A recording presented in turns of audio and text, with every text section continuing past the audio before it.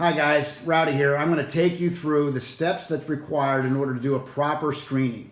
Okay, so what we want to do, we have to lay the groundwork. Okay, I'm going to take you through the MedSymphony website. I'm using my laptop for this example just because it's easier to type and I can be able to record it. It's got a bigger screen.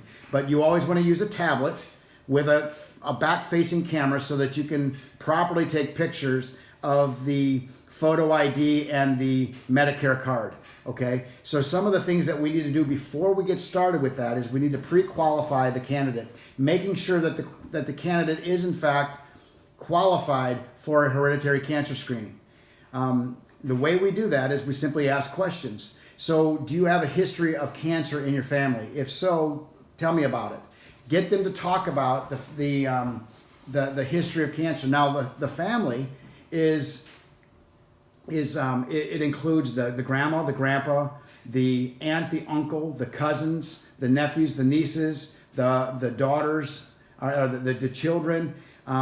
So it's a pretty large group of people, and statistically 1 in 3 people before they die will have cancer in America. So that means that if you look to your right, look to your left, and if it's not one of them, it's you. One of you 3 are going to have cancer statistically. Okay, so most of the time we're going to ask personal history. So if they have a personal history of cancer, as long as it's one of the 12 that's listed, then we'll use them for their personal history, but then also for their family history. Remember, it could be any of the relatives that we talked about. Those family members having cancer qualifies them for Medicare in most cases, qualifies them for a hereditary cancer screening. So you want to ask them those questions. You open up the door. I know with me, growing up, when I was younger, the only thing we knew about was cancer. It was cancer. It wasn't ovarian cancer. It wasn't prostate cancer. It wasn't lung cancer. It was just cancer. So a lot of people don't know whether what type of cancer their families were struck with before. So that's not a big deal. You've got to have an idea. So say for example, I had a patient one time that had cervical cancer. Cervical cancer is not one of the 12. However, I found out that the cervix is part of the uterus. So uterine cancer is covered. So we list it as uterine cancer because the cervix is part of the uterus, and that qualifies that candidate for a screening. So, but again, we need to learn to ask open-ended questions, finding out what type of cancer, what type of symptoms the patient might have, what type of cancers their families may have had. Remember, it's best to have at least 2 in the family. If you have 1, that's fine. However, we want to make sure that our candidates are qualified for a comprehensive screening. So asking as much questions and getting as much supporting data into the portal is most beneficial to the candidate. Now, with that said, a lot of times when we're asking people questions, the patient doesn't want to be forthright with information. For example, have you ever had constipation? That's one of the symptomatic questions. A lot of people say no. Okay, have you ever had dry skin? No. Have you ever had a headache? No. Okay, they'll say no. If you catch that early, then you want to stop everything and let them know this. Look, my job is to try to get Medicare to pay for your screening.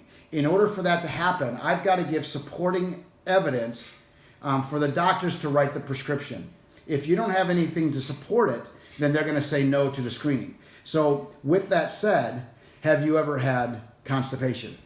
Okay, we want to do that. We want to get the ball flowing. We want to get the ball rolling, I should say, and the flow of information coming so that we can get the candidate qualified for a screening. We're not fabricating anything. We're simply getting to the truth. A lot of times people like to cover up the truth for fear that it might make them look bad. Remind them in the beginning, this is not a cancer test, meaning checking you to see if you have cancer. This is simply a screening to see if your genetic makeup is predisposed to cancer. That's what it is. Okay, so we're not testing you for cancer. And by the way, when you tell me that you've got constipation, that doesn't mean that you've got cancer. It simply means that's supporting evidence to tell the doctor that they are in fact qualified for a screening. So you really want to dig. You want to ask questions in a creative way.